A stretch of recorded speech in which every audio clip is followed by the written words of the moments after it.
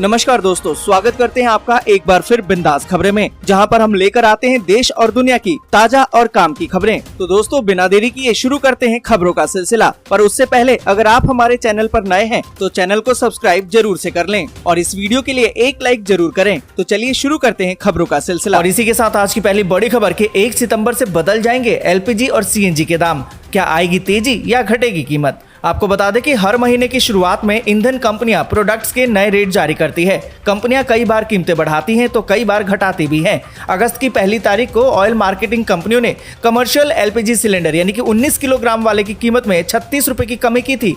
इसे घरेलू LPG उपभोक्ताओं को प्रत्यक्ष तौर पर कोई लाभ नहीं मिला था। और आपको बता दें कि घरेलू LPG सिलेंडर की कीमत दिल्ली में फिलहाल 1053 रुपए है। आपको बता दें कि जुलाई में इसकी कीमत दिल्ली में इतनी ही थी और कुछ इसी तरीके का हाल CNG का भी है। CNG में भी बेतहाशा बढ़ोतरी के कारण कार चालकों का बजट पूरी तरह से लड़खड़ा गया है। कीमतों में इतनी वृद्धि हुई है कि टैक्सी सर्विसेज को भी अपना मिनिमम भाड़ा बढ़ाना पड़ा है। आपको बता दें कि ब्रेंट क्रूड की कीमतों में कुछ तेजी देखने को मिली है और ये अब $100 के आसपास ही बना हुआ है। इसलिए ऑयल मार्केटिंग कंपनियों द्वारा दाम घटाए जाने की गुंजाइश तो फिलहाल नहीं दिखाई देती। और इसी के साथ अगली बड़ी खबर की 35,000 से ज्यादा महिलाओं को रोजगार देगी योगी सरकार और 15,441 बनेंगे अमृत सरोवर। आपको बता दें कि योगी सरकार प्रदेश के गांवों में रोजगार के नए नए अवसर पैदा कर रही है ताकि ग्रामीण परिवेश की अर्थव्यवस्था प्रदेश के विकास को रफ्तार दे सके। इसलिए कि महिलाओं को भी आत्मनिर्भर बनाने के इरादे से मनरेगा के तहत 35,000 से ज्यादा महिलाओं को रोजगार दिया जाएगा। वहीं हर ग्राम पंचायत में 2 तालाबों को अमृत सरोवर बनाने जा रही है और अब तक 15,441 तालाबों को अमृत सरोवर बनाने के लिए चुना जा चुका है और इनमें से 8,389 तालाबों का काम भी पूरा कर लिया गया है। और इसी के साथ अगली बड़ी खबर की PM मोदी ने अटल ब्रिज का किया उद्घाटन। कहा कि आत्मनिर्भरता का प्रेरणा स्रोत बनेगा खादी। आपको बता दें कि प्रधानमंत्री नरेंद्र मोदी अपने 2 दिवसीय दौरे के तहत गुजरात पहुंचे हैं। PM मोदी गुजरात में कई महत्वपूर्ण योजनाओं का शिलान्यास और लोकार्पण भी करेंगे। PM मोदी ने अहमदाबाद में साबरमती नदी पर बने बेहद ही खूबसूरत अटल पुल का उद्घाटन किया। इस पुल का नाम पूर्व प्रधानमंत्री अटल बिहारी वाजपेयी के नाम पर रखा गया है। इस मौके पर PM मोदी ने कहा कि अटल ब्रिज साबरमती नदी के 2 किनारों को ही आपस में नहीं जोड़ रहा है, बल्कि ये डिजाइन और इनोवेशन में भी अभूतपूर्व है। और इसी के साथ अगली बड़ी खबर की कोरोना के मोर्चे पर राहत की खबर। बीते 24 घंटे में आए 10,000 से कम नए मामले, जबकि 41 लोगों की मौत। आपको बता दें कि वैश्विक महामारी कोरोना के मोर्चे पर भारत के लिए थोड़ी राहत की खबर है। बीते 24 घंटे में कोरोना वायरस संक्रमण के 9,520 नए मामले सामने आए हैं। वहीं उपचाराधीन मरीजों की संख्या अब घटकर 87,311 रह गई है। पर आपको बता दें कि 41 और लोगों की मौत हो गई है। और इसी के साथ अगली बड़ी खबर की डिजिटल पेमेंट पर नहीं लगेगा चार्ज। वित्त मंत्री निर्मला सीतारमण ने कहा, अभी नहीं, इसके लिए सही समय। आपको बता दें कि भारत सरकार डिजिटल पेमेंट पर शुल्क नहीं लगाने जा रही है। केंद्रीय वित्त मंत्री निर्मला सीतारमण ने कहा कि केंद्र सरकार का मानना है कि डिजिटल पेमेंट पर शुल्क लगाने का ये सही समय नहीं है। आपको बता दें कि एक कार्यक्रम को संबोधित करते हुए सीतारमण ने कहा कि हम देख रहे हैं कि डिजिटल पेमेंट लोगों के लिए अच्छा है और भारत की सरकार भारतीय अर्थव्यवस्था को पूरी तरह से डिजिटल करने पर काम कर रही है, पर इसके लिए जरूरी है कि लोग स्वतंत्र रूप से डिजिटल लेन देन कर सकें। ऐसा होने पर ही हम पारदर्शिता के स्तर को पार कर सकेंगे। और उन्होंने कहा कि हमारा मानना है कि अभी इसे चार्जेबल बनाने का सही समय नहीं आया है। और इसी के साथ अगली बड़ी खबर की ट्विन टावर का काउंटडाउन शुरू। 3,700 किलो बारूद का धमाका और पलक झपकते ही ध्वस्त हो जाएगा ट्विन टावर। यहाँ पर आपको बता दें कि भ्रष्टाचार के बलबूते खड़े 32 मंजिला और 103 मीटर ऊंचाई वाले ट्विन टावर पिछले कई दिनों से चर्चा में है।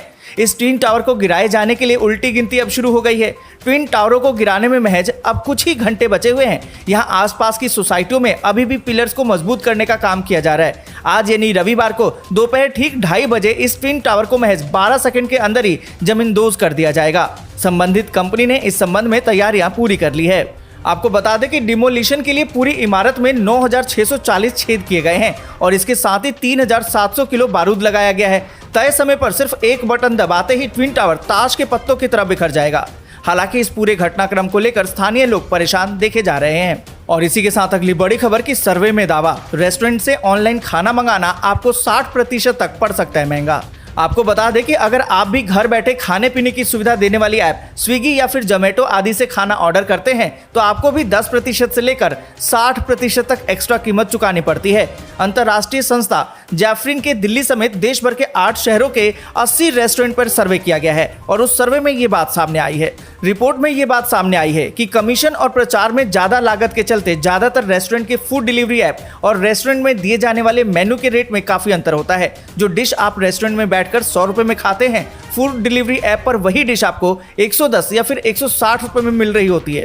और इसी के साथ अगली बड़ी खबर की फसल बर्बाद, घरों में पानी, दाह संस्कार के लिए भी जमीन नहीं, यूपी के कई जिलों में बाढ़ का कहर। आपको बता दें कि उत्तर प्रदेश में गंगा, यमुना, चंबल, बेतवा और केन सहित कई नदियां उफान पर हैं। इनके जलस्तर में लगातार वृद्धि हो रही है। नदियों का जलस्तर बढ़ने से उत्तर प्रदेश के कई जिलों में बाढ़ जैसे हालात हो गए हैं। प्रयागराज, वाराणसी, मिर्जापुर, चंदौली, बुंदेलखंड का बांदा, जलौन, हमीरपुर, महोबा और इटावा में नदियों के बढ़ते जलस्तर से लोग दहशत में हैं। आपको बता दें कि बांदा में यमुना नदी खतरे के निशान से ऊपर बह रही है। वहीं प्रयागराज, वाराणसी और गाजीपुर में गंगा नदी उफान पर है और खतरे के निशान को पार कर गई है। बाढ़ का पानी रिहायशी इलाकों में घुस गया है और लोग पलायन करने को मजबूर हैं। और आपको बता दें कि कई जगहों पर तो मकानों की पूरी 1 मंजिल तक डूब गई है। अब तक करीबन 2700 लोग 14 बाढ़ राहत शिविरों में शरण ले चुके हैं। ऐसे में गंगा और यमुना नदियां 86 मीटर का लेवल पार कर सकती हैं। और इसी के साथ अगली बड़ी खबर कि मीशो ने भारत में बंद किया ग्रोसरी बिजनेस, 300 कर्मचारियों को निकाला। यहाँ पर आपको बता दें कि online social commerce platform Meesho ने भारत में अपना ग्रोसरी बिजनेस बंद कर दिया है। वजह यह है कि करीबन 300 कर्मचारियों को जॉब से निकाल भी दिया है। वर्तमान में मीशो के सुपर स्टोर कर्नाटक सहित तेलंगाना, आंध्र प्रदेश, गुजरात, मध्य प्रदेश और महाराष्ट्र राज्यों में है। मीशो ने भारत में 90% से अधिक शहरों में सुपर स्टोर के नाम से चलने वाले ग्रोसरी बिजनेस को बंद कर दिया है। मौजूदा समय में सिर्फ नागपुर और मैसूर में ये स्टोर चल रहे हैं। इस वजह से कंपनी ने अलग अलग शहरों में करीबन 300 कर्मचारियों की छटनी कर दी है। और इसी के साथ अगली बड़ी खबर कि बीजेपी का दावा, बिहार में आ गया जंगल राज पार्ट 3, लालू राबड़ी और तेजस्वी को लेकर कही बड़ी बात। आपको बता दें कि बिहार में महागठबंधन की सरकार बनने के बाद बीजेपी लगातार हमलावर है। विधान परिषद में नेता प्रतिपक्ष सम्राट चौधरी ने बड़ा दावा किया है। उन्होंने कहा कि 2025 में प्रदेश में बीजेपी की पूर्ण बहुमत से सरकार बनेगी। विधानसभा और लोकसभा चुनाव में भाजपा की भारी बहुमत से जीत होगी। और इसके साथ ही लालू यादव, राबड़ी देवी और डिप्टी सीएम तेजस्वी यादव पर भी हमला किया। बीजेपी नेता सम्राट चौधरी ने महागठबंधन की सरकार पर हमला करते हुए कहा कि राजद और जदयू की सरकार बनने के बाद अब बिहार में जंगल राज पार्ट 3 की शुरुआत हो गई है। सम्राट चौधरी ने कहा कि बिहार में राजद और जदयू के गठबंधन की सरकार बनने के साथ ही लूटपाट, रंगदारी और हत्या जैसी वारदात शुरू हो गई है। बिहार की जनता आगामी लोकसभा चुनाव में 40 की 40 सीट भाजपा के खाते में डालने का कार्य करेगी। और इसी के साथ अगली बड़ी खबर कि जैपोरिजिया परमाणु संयंत्र के पास 24 घंटे में 3 बार हुई बमबारी, रूस और यूक्रेन ने एक दूसरे पर लगाए आरोप। आपको बता दें कि रूस और यूक्रेन में लगातार पिछले 6 महीनों से जंग जारी है। इस बीच यूक्रेन में रूसी नियंत्रित जैपोरिजिया परमाणु ऊर्जा संयंत्र के आसपास कई बार बमबारी हुई है, जो क्षेत्र में एक आपदा को बुलावा दे सकता है। मॉस्को और कीव ने इस हमले के लिए एक दूसरे पर आरोपों की झड़ी लगा दी है।